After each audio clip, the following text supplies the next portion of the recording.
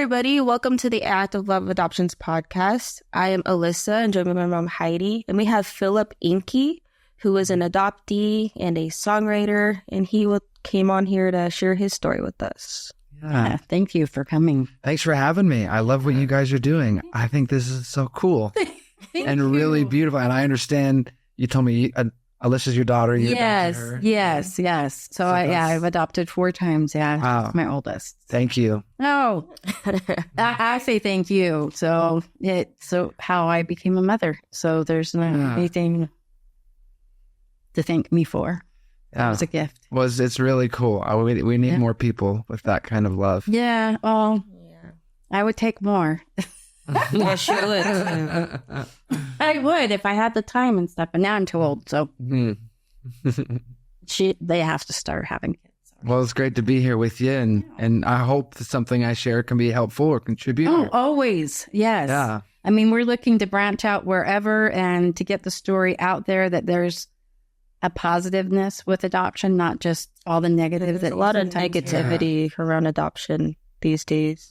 Right? Yeah. Yeah. And they don't talk about the ones that actually work out, So. Yeah, that could be sad because, I think in any organization or any industry, there's always bad eggs. There is. But I hope that doesn't stop people from saying the good. That's why we started this podcast, basically, so that, we do have both sides of the spectrum. So you have some that are harder, and then you have some that are better. But the journey and knowing that the end result has been good, not, all the bad stuff you see. Yeah. And I'm a big believer in free market of ideas. And the only way you make processes better, I think, is by going through the processes and working out the kinks and getting out that's how you learn and make something better. You learn from mistakes. Well, and that's what we try to create here is like a big family, like a community, where everyone can just come and be involved. And I love that. That's why any way that I can help with that community. Yeah. Thank you for giving me a voice and giving me a space to share my story. This is really special. Your song's beautiful. So thank you. I was stunned that you reached out to us, actually. So. Oh my gosh. Yeah. Of course. Don't be stunned. I was like shocked. I'm like, oh, that was wonderful. So, because we're small and just starting and that's okay, man. Keep going. We need you. Oh, thank you. We need this. Thank you. I appreciate that. Yeah. Seeing this opportunity in my social media algorithm, I thought, oh, that is beautiful. That people do. This is what people do. Yeah. So it's a mantra I have in my mind. I'm learning that what you look for, you will find. Yes. Right? If you're looking for things to be frustrated about, you're going to find them. If you're looking for things to be inspired by, you'll find them. And I have a saying now that I say to myself, if I observe humans doing something kind and good, or something self-sacrificing for the good of others, I say to myself, this is what humans do. Yeah, I love that. This is the good part of us. Yeah, all these other things that happen, they happen and they have to be addressed. But things like this happen too. Yeah. Beautiful people doing beautiful things. This is what humans do. I think that's harder and harder to find because I don't think that people are looking for that. You know what I'm saying? Yeah. It's not that people aren't doing it. It's just people aren't showing it. Is basically what I'm, with media and different things. You don't see all the good stuff that people are doing all the time. Yeah, I think we're going through this transition in media and content where people have been, when I was a kid, there's no TikTok or social media. Or I remember signing up for Facebook, like, oh, gotta sign up for Facebook. And now that we have Instagram and TikTok and these algorithms, and people are learning that if I do certain things, I'll get so many likes, and so many views, and this is good. I feel like it's part of the process of finding the best way to use these tools. And I think, though, it's, for me, what I observe is this is an indication that there's a deeper issue here. People want to be seen. Yeah. We all have a craving to be seen and to be heard, to be understood, to be important. Yes. We all want to feel that we matter. We do. We do. Yeah. And social media, I think, is a good way for people to feel that. But like anything, it can swing to an extreme and it can be a crutch. Yeah. And not really give us what we need. But Anyways. You do need the human connection, though, right? Yeah. And the in-person talk. And I always tell my kids, I go, when they're texting, I go, don't text that. Call the person. Because sometimes you'll read a text you'll read something or see something and you'll take it wrong. Or you kind of need to hear how they're saying it. Yeah. You know, how it's coming out of them, if it's meant to be mean or if it's meant to be nice. You know, Right. It just depends on how someone... It's how you word it and how you hear it, too. It's like really hard to convey, like, tone through, like, text. Yeah, text. You don't know. Yeah. So I'm like, they might have meant it just by saying it, not something mean. Have you seen the comedians Key and Peele? I love Key. They have a skit where he's texting. Yeah, I know what you're talking about. He's like all like so excited. Oh, we're gonna go out, and then he like reads it, and he's like, "Oh my gosh, I can't believe you would say it like that." And he's like losing it. And he says, "Do you even want to go out tonight?" And he reads it. Oh, do I even want to go out? Oh, that's so considerate. Yeah, he's actually thinking about if I want to go. Okay. He really wants to know if I want to go. And really, he was mad. Yeah, sure. It's whatever. It's whatever you want. It's whatever I want.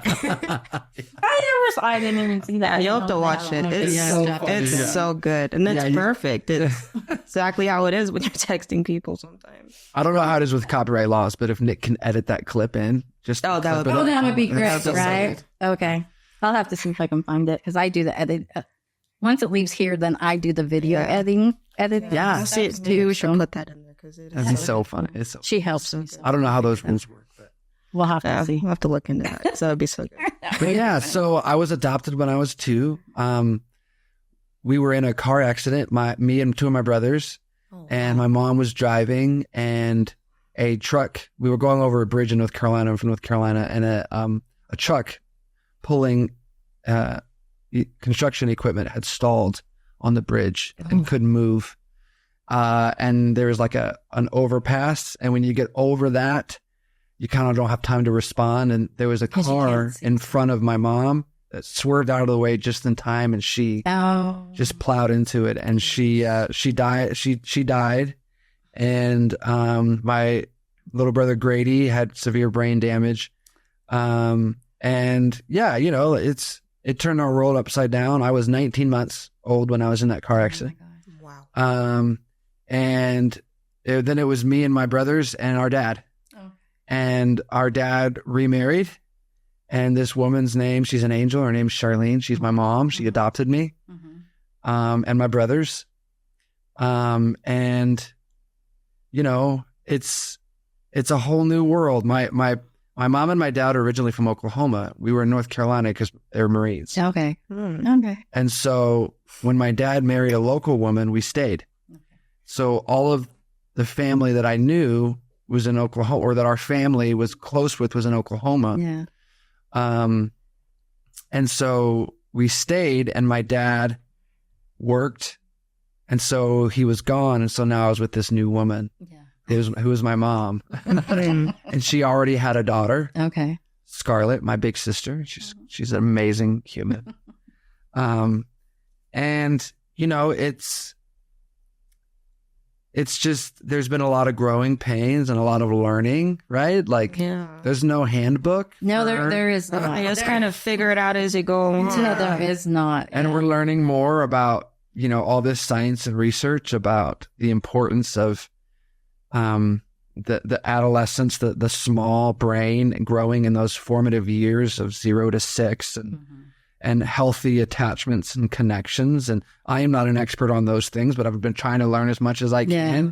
And now looking back, I can kind of start to see what was happening. And my parents are great parents, and my mom did the best that she could. And she's an angel. Yeah. She's been supportive, and I've gone through a lot of changes in my life, and a lot of ups and downs, but looking back, it's a good feeling to know I always had a mom who loved me. Yeah. I remember one time I called my mom because I forgot my book bag at home, and I was in 6th grade, and she came, brought me my book bag. And when we were in the office, I said, Mom, could I get ice cream at lunch? Ice cream was 50 cents. Big deal for me. That is a big And she went into her purse and she scrounged around and she found 2 quarters and she was like, she gave me 2 quarters. I was like, oh, it's on cloud 9. Mm-hmm. And I got back to class and I opened my book bag and there was a Sprite and a Snickers bar. Oh. And I thought, wow, she had this surprise for me. Yeah. And there has been moments where something I've learned is that anybody who's been through trauma, anybody who's experienced something hard, our brains are designed to protect us, right? And so these things we see as triggers are uncomfortable, but they're there to protect us. They're bringing something to our attention to keep us safe. Yeah. Right. Yeah. And sometimes it's good that we learn from these triggers, but for a long time, I didn't learn from my triggers. I was just controlled by them. I was just kind of like a pinball in a pinball machine. Yeah, I think that we all go through that. That's true. Doing whatever I could to escape those triggers, playing video games, eating food. Trying to ignore the triggers. Right. Right. Yeah. Block it all out. Yeah. And one of the things, what tends to happen is sometimes we can develop these belief systems about ourselves and about the world. And one of those belief systems was that I'm not as important as other people. I'm not as significant. I don't get the nicest things. I don't get all the time. And so what I learned about myself through therapy, and I'm still learning and I'm still growing and trying to heal, is that I used to have this belief system that there was something about me that wasn't wanted, right? That this feeling abandoned, that I wasn't as important, that I wasn't special enough, that I wasn't good enough, that I wasn't worthy enough, that there was something about me that couldn't be loved. And so people around me would eventually catch on to that and leave me. And I realized that my self-sabotage came from this belief system. And so what I would do is, in order to protect myself from that rejection and from that fear of being abandoned again, I would try and see it happening before it would happen, to the point where I was looking for... You were just waiting for where someone would reject me. That's right. I was waiting for it. Yeah. And I realized, oh, wow. And this is, I realized I was doing this with my wife, where my wife would be loving and kind, but I would see any little thing that didn't meet my needs or that didn't give me what I wanted in the moment. And I would get scared and I would interpret it as, oh, I knew this was coming. Yeah. I knew she was going to figure out that she can't really love me. And I wasn't consciously thinking this. Yeah.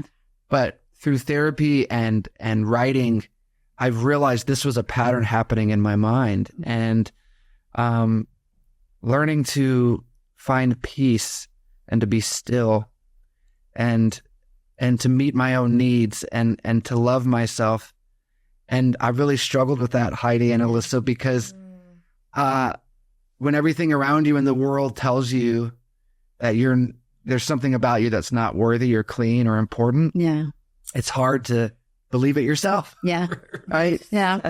I think that's the hardest thing, is to your self-worth, right? Yeah. So the reason I share this story of my mom bringing this book bag, and I realized this was one of my anchors moments, where it was a moment in my life that could get past these belief systems and say, actually, if someone didn't love you, they wouldn't bring your book bag for you. Yeah. They wouldn't meet your needs. And then when I asked her for money for ice cream, somebody who didn't like you, somebody who didn't really love you, would say, I already got you snacks. Just be grateful, right? Or no, I'm not. And you'll see why in a little bit. But I could see her natural desire, her instinct caught off guard. I want to give this boy what he wants. Yeah. And so when I've had those moments, I've started to look for proof in the world that I am loved. Yeah. I try and look for evidence that I am important, that I am significant, that I'm not better than anyone else, that everyone is important and so am I. Yes. Right? Yes. And we're all equal. We're all beautiful. Yes. We're all significant. We all have something to give. And so that's why I share that. And so it's been a new world now. Instead of looking for evidences of I'm going to get hurt or I'm not safe or I'm going to be rejected, trying to find, oh my gosh, I just noticed your nails. They're incredible. Oh, thanks.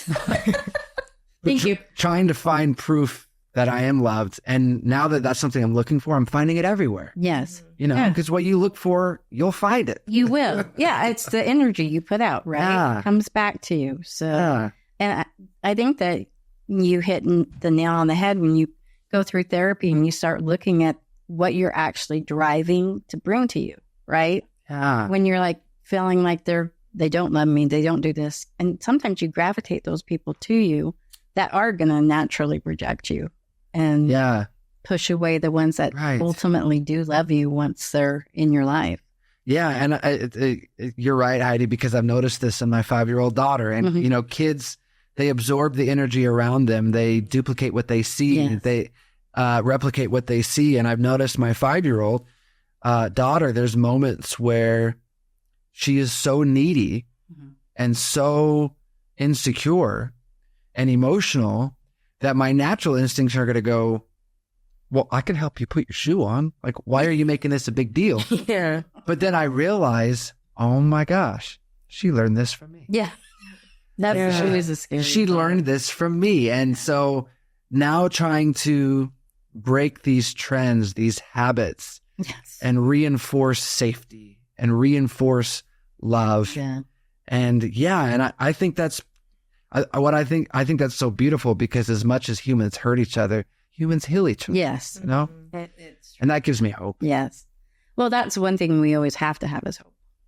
Right? Right? Yeah. I strongly believe in hope in all things. So otherwise it doesn't make, I mean, how do you keep going if you don't have hope for something? Right? I don't. Yeah. I strongly believe in hope. And I think there's so much there. There's more hope there than people realize. Yes. And I talked with a friend of mine. Well, I won't say his name. I want to respect his privacy, but he lives in Florida. He's a good friend of mine. I consider him my brother. And he's going through a lot. He found out he has stage 4 cancer. He lives on his own. He's lonely. He lost a really close family member to him around a year ago. And he just feels really alone. And we were talking on the phone, and he was sharing with me all the things he's been through in his life. His family dynamic growing up, which is tragic when you hear it. His illness, abuse he's experienced in his life. And I'm hearing all this, and I can't, now that I have this new framework where I'm looking at the world through the lens of, I want to look for positive. I want to look for love. I want to look for evidence that we're important. Yeah. All I could hear is he was listing all these things. And I'm sure there's people who listen to this podcast who could, and everybody has a story. Yes. Who could sit down and list. And I could tell by your energy and your energy that you guys have a story. You guys have been through stuff. Yeah. Like everybody has. Yeah. Like just like you said, everybody has a story about what they're going through. Yeah. And I'm listening to him list, and whatever your list is, anybody listening to this or whatever your story is, and you list all the things that you've experienced, the abuse, the loss, the addiction, the mental health, whatever struggles, financial, anything. When you list these things out, what's true, see, I'm all about what's real. Yeah. What is real? You list everything out on that paper, and what is real and true, no matter who you are, at the very end of that list, you can write and be honest and say, and I'm still here. Yeah. And that is true. That is real. That is. No matter how hard it's been, no matter, no matter how big your list is, the truth is, you're still here. Yeah. And what does that say about you? And so when you say, Heidi, that there's always hope, like, to me, that's what's so beautiful about the reality of all this hurt that is in our world. There is all this hurt. But the fact that there's all this hurt, and I'm still standing. Yeah. That says a lot. Right? And you guys have been through what you've been through. And not only are you still standing, but now you're giving other people a voice and giving hope to people who don't feel seen. Like, yeah, it's okay. And we need to see our pain. We need to come face to face with what we've been through. And it needs to be acknowledged and validated. But also what's equally true with that is that you're still standing. You're still here. Yeah. And you're still listening to this podcast right now. You're still breathing. You're still here. And that to me is hope. Like, if you can go through all these things and still be breathing and moving. Wow. Well, and two, you're not alone, right? Yeah. If we share our stories with each other, you know that you're not the only one going through something. And that in itself, I think is hope, right? That you have people that kind of know what you're feeling and what you're going through and can offer advice. Or like with your friend, he has you. Yeah. You know what I mean? Yeah. But all he's lost, he still has someone that he can call and give that list to. Yeah. You know, and that Yeah. there's hope in that. And I'm learning that the pressure isn't on us to heal each other. No. The pressure, there's no pressure. It's just be present. Yeah. Just listen. But yeah, and You don't have to have answers. You don't. And sometimes listening and a hug is all that, you know, if you give a hug, I'm all for hugs. You don't even have to say a word. Yeah, right? Yeah. And something that's really helped me is seeing that one thing that all humans have in common is we all have these basic needs that need to be met. We all need to feel safe. We also need to feel variety and beauty. We need to feel love. We need to feel important. We need to feel like we're growing, and we need to feel like we're contributing. These are like very, very basic human needs. And when I look at moments in my life where there's high levels of emotion, whether it's happiness and joy, or it's fear and anxiety and pain, these heavy emotions come because those needs are either being met in a big way and I'm happy, or they're being threatened in a big way and I'm not feeling safe. I'm not feeling love and this emotion. And so learning this is helping me understand that all these emotions I'm experiencing aren't indicators that there's something wrong with me. No, it's normal, right? Yeah, it's how my body and my mind help me heal. Yeah. It's information that now I can use to grow.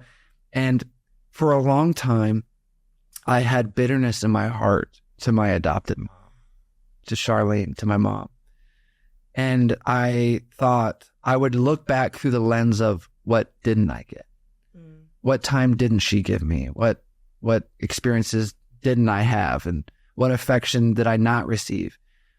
And realizing that first, my behavior in looking for the things that hurt is lending to this experience of feeling not loved by my mom. But then listening to her story and listening to her experience and considering, wow, what would it be like to be a single mother of one daughter and then marry a man who has 5 sons? And she didn't have to adopt us. She could have been stepmom. Yeah. She could have. Yeah. And there's nothing wrong with that. No. Everybody has to do. You have to do what feels right with you. But she didn't take that route. She chose to adopt us. Yeah. She chose to take us in. She chose to show up that day with the Snickers bar and Sprite in my bag. Yeah, and 50 cents. And give you ice cream. Right? And when I started looking through that lens of, okay, these things I didn't receive, she's a human trying to meet her needs. Yeah. And how do you meet the needs of 6 children going from a single mom of 1 to a mom marrying a grieving man and a mother of 6? I'm expecting the impossible, and these pain points are just moments where none of us had the tools to meet our needs. Yeah. And now looking through the lens of she was trying to meet her needs, what did she give me? Yeah. Well, I had new clothes for school every year. I never needed shoes. We always had food, you know. She made sure that we had presents under the Christmas tree, and I had a gift for my birthday. And that's the hard thing sometimes when you're coming from trauma into an adopted situation is you carry with you all those beliefs and concerns and worries and fears, and we tend to project them onto the people that are now offering us love in the best way that they know how. Yeah. And so I hope that people that are adopted and the people that do the adopting, I hope that we can all have more grace, you know, and have more patience and try looking at these through the lens of everybody in this scenario is just trying to meet their needs. And can we look through the lens of what do I have instead of what do I not have? Yeah. You know, and that's been really, really helpful for me because it's hard when you feel abandoned and then you're adopted by people. And then there's moments where you might feel abandoned again. Like, did they ever love me? Do they still want me, or do they feel stuck with, you know, all these fears and anxieties that enter your mind? And I think it's helpful to see those, to call them out, and to sit with them and to get help and to look for the good, look for the love. And we can't do it alone, you know? Yeah, no, we can't. No, it's easier to No way. Yeah. to help them along. And that's what most people need is they just need to, the very, very basic scenes, why babies cry that we've learned through research is, you know, a baby is completely dependent. A human baby cannot survive. Most babies cannot survive in any species without the mother. Humans specifically and especially. And so them crying or a toddler acting out is a way for them to express, I don't have the language to articulate this, but I need to be seen right now. Yeah. You need to see me right now. Because if a baby isn't seen, a baby doesn't eat. Yeah. And if a baby isn't seen, a baby isn't warm. And they hear me. Right. And that instinct never leaves us as humans. Yeah. And now I'm 35. That is still a basic need that I need to be seen by my wife, by my kids, if I'm feeling lonely, if I'm feeling hungry, and so the hope for me is we don't have to be psychologists or psychiatrists or therapists or experts in anything to give someone what they need. And being able to see someone and just sit with someone. You don't have to have answers. You don't have to have solutions. No, you don't. Just seeing them and listening to their story, man, that's love. Yeah. That is healing. Yeah. And that's something I've struggled with for a long time is learning to love myself. And when I'm learning what love really is, love at its core, in my belief, my perspective, is love is seeing someone, seeing their needs, and helping them meet those needs. It doesn't necessarily mean you're the one to meet those needs. It's you need food. How can we find you food? Yeah. You need warmth. Hey, do you have an extra jacket? Okay, that's real love. Real love at its basic core is seeing someone's needs and helping them meet their needs. And when I realized this, I realized, okay, I don't have to like myself in order to love myself. Yes. Right. You know, I can find a way to meet my needs and get help meeting my needs. And learning to like myself can come with time. Yeah. Over time, I'll learn, because we all have those things about ourselves that we're uncomfortable with or we're self-conscious about, or we wonder kind of in the back of our mind, are people going to notice this? Yeah. Whether it's your wobbly knees or your bald spot or your whatever it is, whatever your thing is that you have, that you worry that people will think you're less because of that thing. I used to think that until I can be worthy, until I can change myself enough that other people around me will accept To me. be this perfect image that whatever it is you think is. Right. Right. And what even is that, Heidi? There isn't. When you start to talk about it out loud, you realize this is an impossible. It is. Yeah, it just sounds crazy. When It's when people say, "Oh, my family's not normal." I'm like, what is normal? Right? normal doesn't exist. So I'm like, we don't have a normal family. I'm like, I don't even know what that even looks like. Yeah. You know, a normal family. But I mean, like you go through those things and then you learn about yourself and you can reach out and help other people. So one thing that we do with the agency that I'm over to is our service projects. And we do one like once a month, and we have one coming up that we're collecting clothing for the teen homeless shelter downtown, which we've done every year. In Orem? It's down in Salt Lake. Perfect. It's Beautiful. in Salt Lake. Okay. So it's a teen homeless shelter that we've worked with, and we bring them lunches in once a year too. So Give me the details. okay, Let me Okay. come in. I'll play some songs and that would be awesome. see if we can get some donations. I would love that. Yeah. Okay. Let's Okay. make it happen. Yeah, because we're all about community, and I want to be. And we just did, this month we're doing candy for the kids at the It's Holy Cross Hospital. Oh, okay. So we work with the chaplain there. She works with us, and then Beautiful. primary children's is what we used to do. But she says that she sees a need here at those hospitals, so that's what we're doing this year. Okay. And then we did the flags. We set up the flags for the 9/11, and we held set it. Yeah, we put them up and take them down. But that's what we're about, giving to others. You know, that, I mean, you get so much more in return than you give, right? So within ourselves. So, and can you just imagine for a moment if 8 billion people had felt that? Yeah. The beauty from giving, right? Like, it doesn't take much. It doesn't. It really does. It doesn't. And to me, I get chills because it's my thing, you know, to give. I mean, if I could give, I would all the time. So, and what I love about it is, you know, we watch these. I experience so much elevated emotion when I watch acts of heroism. You know, whether it's Samwise Gamgee carrying Frodo up the mountain. Yes. You know, I can't carry the ring, Mr. Frodo, but I can carry you. Or, you know, I watch Superman save all these people on a bus, or Spider-Man, or whoever. All these acts of heroism we see. And it's magic to me to realize that those moments are not reserved for superheroes or for fictional characters.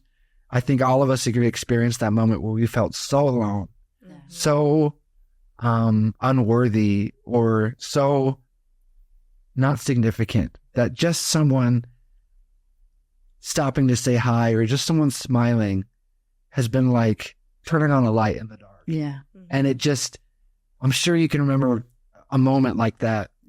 And for me, that's evidence that everyone has the capacity to give and to be a hero to someone else. Yes. And you don't have to have extra powers. You just got to be you. Yes. If it's, I feel like a genuine act of kindness, no matter how small, is so much more powerful. It is. Than a grand act of something that's not real, right? Or something that's superficial or commercial or cosmetic. And that takes the pressure off all of us. You don't have to be a superhero. Just be unapologetically you. Yes. Well, and see, and I do the social media. So Make a Difference Monday is what I call it. I love it. And you say smile. And the last one I put up was just smile. Just smile. Yeah. There's some people just seeing someone else who's happy to see them. Right? Yeah. Wow. Yeah. It can really just change your whole day. I mean, someone happy. Nice. Yeah. Someone that just says hi. Yeah. And I used to have this anxiety that if somebody around me was going through something, I would literally Google and research resources, thoughts, principles, before I go and talk to them, how can I see if there's, and now I'm realizing,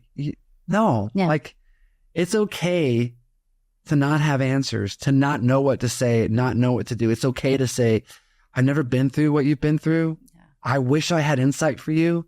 I love you to the point where I want to take this from you. I don't know how to do that, but I love you enough that I can sit here. Yeah. And just to be there. Yeah. And we don't even have to talk about it. Yeah. But just if you want me to hang out for a little bit, or we get some fries, or, watch The Office, or whatever. Yeah, whatever you want to do. I just want to be present. Yeah. Because you're important. And you deserve that. That's so healing. It is. You know? Yeah. There's people that have done that I remember a moment, a good friend of mine named James Ewing. He came to visit me unannounced. And my wife was out of town at the time. And I was by myself.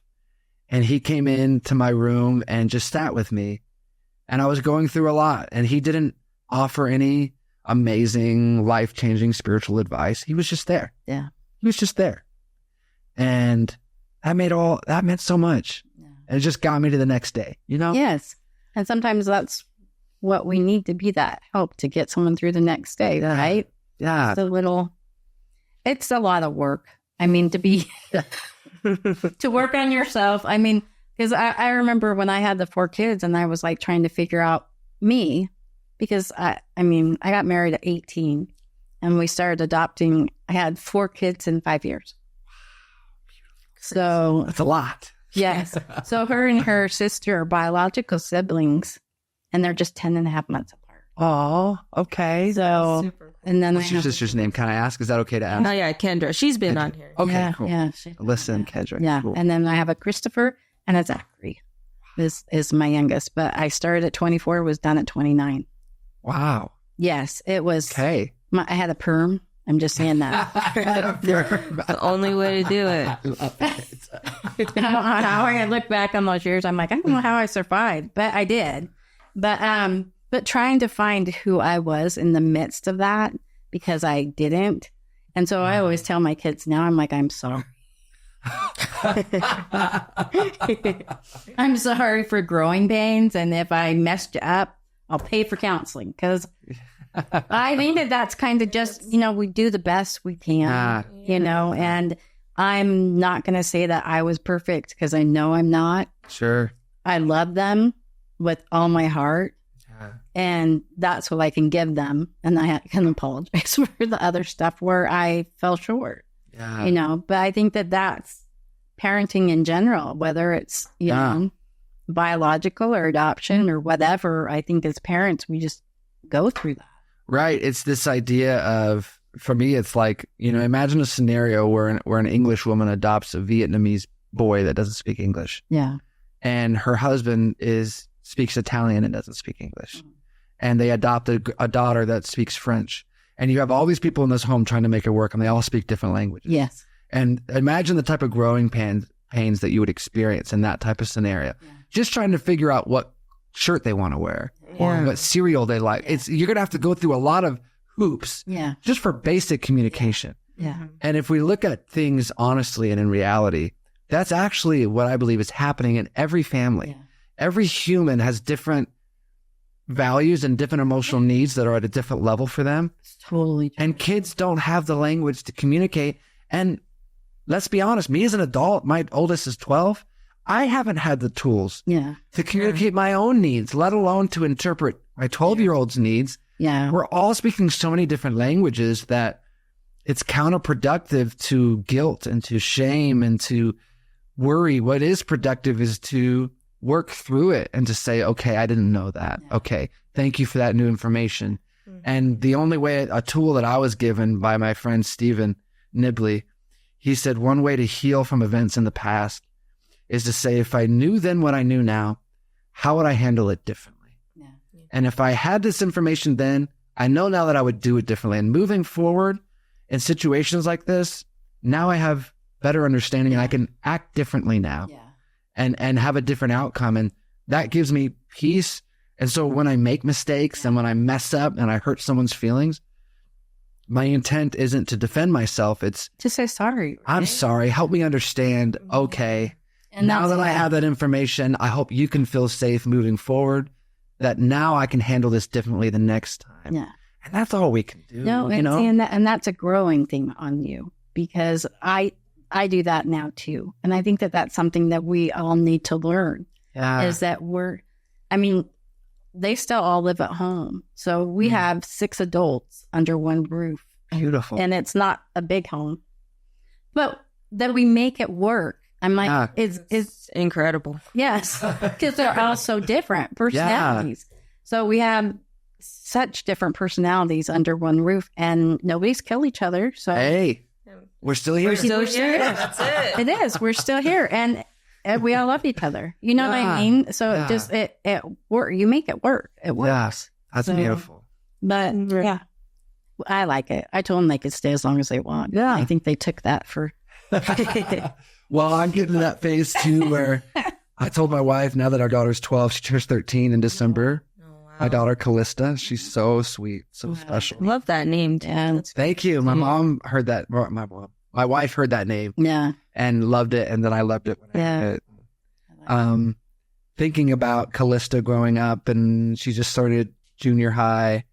And I've had the same thought. I told her, like, you come back. You can stay. And if anything ever comes to happen, you just come right back. Yeah. We'll make it work. Yeah. You know? Although I have gotten to a point where I'm like, okay, the boys can go. Yeah, there are those moments where it's like, okay. The girls can stay. Chris and Zach earmuffs. Right? Yeah, right. They already know. I'm sure they know. Yeah. Is that right? Christopher, you said? Yeah, it's Christopher. Yeah. My husband's name is Christopher. Okay. And so his name, I wanted Zareb, is the name I wanted for Christopher, my son. Say it again. Zareb. Yes. Fascinating. That is unique. Yes. And that's what I liked. So Alyssa was unique, but everyone's named Alyssa now. So at the time I thought it was. But It's a beautiful name. Kendra, still you don't hear it a lot, but I liked names that weren't as common. Yeah. My husband liked common names, so that's where I got the Christopher and the Zach. And does Christopher prefer Christopher, or does he go by Chris? Now he goes by Chris more. With other people, I call him but all the family calls him Christopher because we have dad's Chris and then Christopher, but Gotcha. and then Zachary. So I only ask because I'm Philip. Yeah. And people all the time They call you say Phil. Phil, which is fine. Mhm. I used to get frustrated, and I realized it was something that ingrained in my mom, because my mom was like, your mother named you Philip. And Yeah. we will call you Philip. Hmm. And so I kind of adopted that mentality, and no matter who I talk to, say, hey, I'm Philip. Oh, good to meet you, Phil. And I was like, people It's like, oh, okay. and now I don't care. Now, And I Phil, think- Philip, whatever I feels think good. Christopher had that problem too. Yeah. And so then he just is like, oh, just call him Chris. But for me, he's Christopher. So Yeah. Yeah. he's kind of, I go, I'm sorry you're stuck with that because that's just what it's going to be. Zachary, I'm fine calling Zach or Zachary, but it's just Christopher. Yeah. Yeah. Well, that's beautiful, though. I think it's great. You guys make it work, and that's all we can do is we Do the best adapt. we can to make Yeah, we do. That's it. Yeah, we Yeah. do that. And what I like about Alyssa is your lips don't have to touch to say the name. No. It just kind of That's flows. true. Yeah. I think those names are cool. Yeah. Yeah, I had her name picked out from the get-go. So Alyssa Jade is her mom name, right? Alyssa Jade. Yeah. Well, I'm excited to work with you guys. Oh, I am too. Any way that I can contribute. Okay, I'm Please. thrilled. And let me know when you go, any way that I can bring music, Okay. because that's my language. Yeah. You know, for my music, music is the language, love is the message, you make the difference. That's like the phrase that I like to share. And yeah, and for me, it's realizing that we need everyone, right? We need you. Yeah, we do. Whoever's listening to this, we need you. You don't have to be an engineer. You don't have to be a musician. You don't have to be an artist. You know, there will always be someone faster. There'll always be someone stronger, smarter, funnier, more handsome, prettier. There's always going to be someone else, more something. But there will never be another you. Yes. There will never be someone with your fingerprint, your perspective, your empathy, your lens, your mark on this planet, your impression on the air. There will never be another you. And so we don't need you to change into something in order to be worthy to us. Yeah. We need you. Yes. Right? We need your perspective. We need your voice. We need your contribution, and even just being present. Yeah. And it's the fact that it's you being present makes a difference for someone, Yes. you know, and I love that idea. And so, yeah, learning that for myself, and I hope more people can feel that. Yes, I think so. With your music and your spirit that you Yeah. bring, your energy, they should be able to feel it. I hope so. Yeah. Mind if I play a song? No, please. Yeah, Should we give it a music shot? is a Yeah. great way to just bring everyone together. Yes. It's great. I hope that this comes you're out able- okay with the audio. Yeah. Well, you know, If Nick can make it work. yeah, we'll make it work. And if it doesn't work, it's okay. We kind of threw a curveball at Nick here for the editing. So thanks, Nick, for trying to make Yes. this work. Yes. So this song is called Hold On. I'm pretty sure it's the song I shared with you. Okay. And I wrote this for me, and I wrote this from the perspective of singing to little Philip, whose mom had just died, and we would stay the night at different people's houses when we were working things out. But I think but now I share it with everyone. So I hope it helps in some Yes. small way.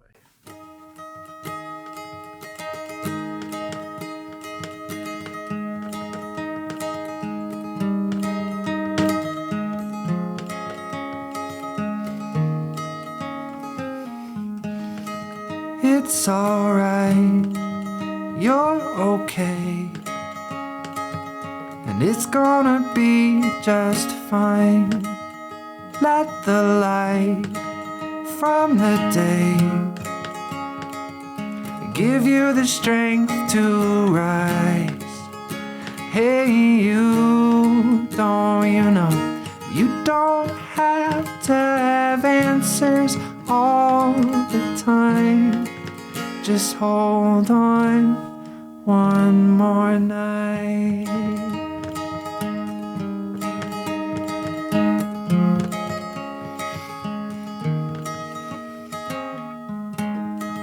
Yes, it's cold. I know it's dark. But you don't have to be afraid. Get to know that quiet spark. Watch as it turns to flame. Hey, don't you know that you don't have to have answers all the time? Just hold on one more night. It's alright, you'll be fine. Just hold on one more night. It's alright, you'll survive. Just hold on one more night. Hey, don't you know you don't have to have answers all the time. Just hold on one more night. Hey, hey, hey, hey, hey. There's nothing you can't do. Hey, hey, hey, hey, hey. There's nothing you can't do. Hey, hey, hey, hey. Just hold on one more night. Hey, don't you know that you don't have to have answers all the time? Just hold on one more night.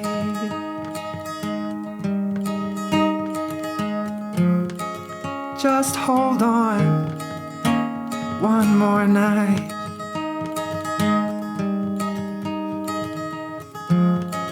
Just hold on one more night.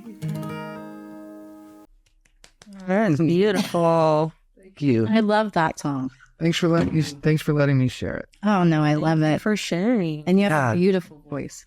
Thank you. Thanks, Heidi. You're welcome. It's a beautiful voice. So Any way that I can give to what you guys are doing, please let me I know. will. I am broke as a joke, but when it comes to love, man, I'm a multi-trillionaire. Okay. So Yeah. Well, let me know.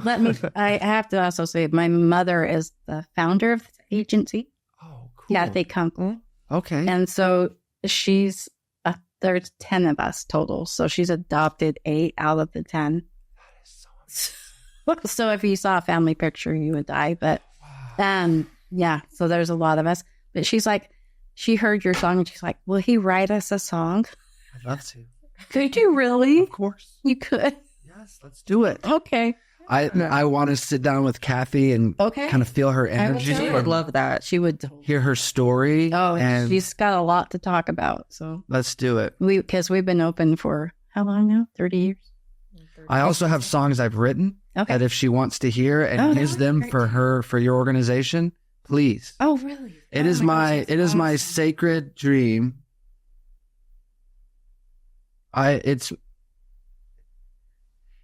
It's my hope that 500 years after I'm gone and dead, that there'll be someone somewhere listening to my songs and feeling loved. Okay, so let's get it out there then. Let's get it out there. Yeah. So take it and use it. Somewhere people can find you. Find your Yeah, music. it's just my name's Phillip Enkey. Phillip with 2 L's.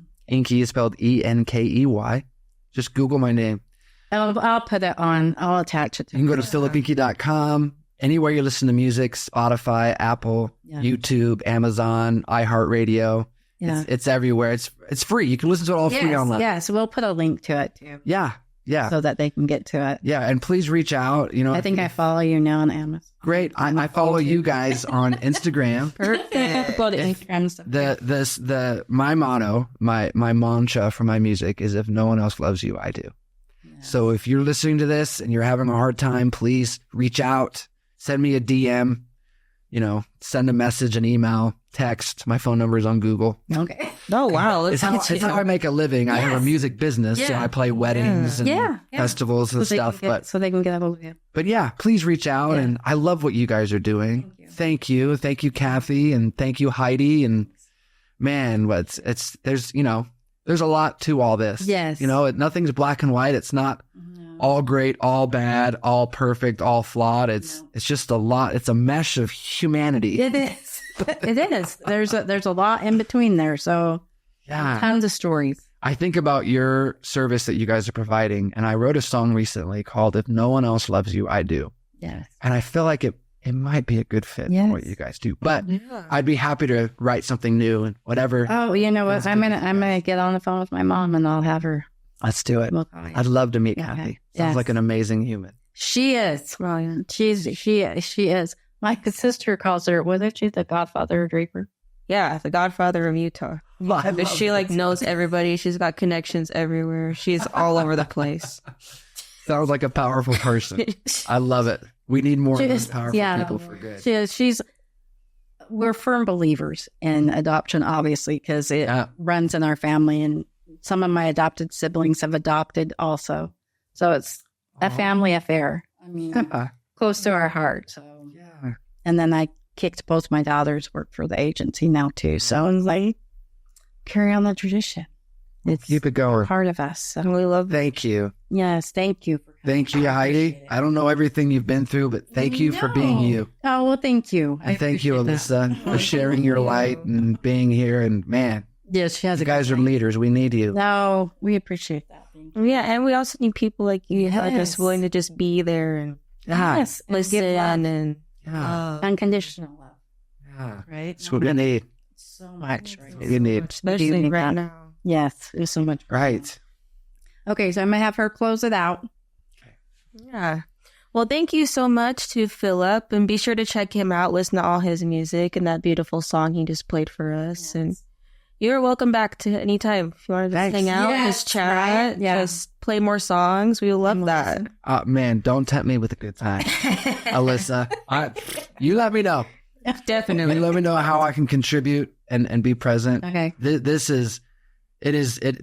completely aligns with my values and the message of my music. So please.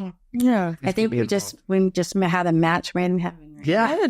Awesome. That's beautiful. Yeah. We're looking forward to it. Yes. Okay. Well, thank you guys so much for listening to the Act of Love podcast. And if you guys have any questions or want to learn more about adoption, you can visit our website at www.actofloveadoptions.com.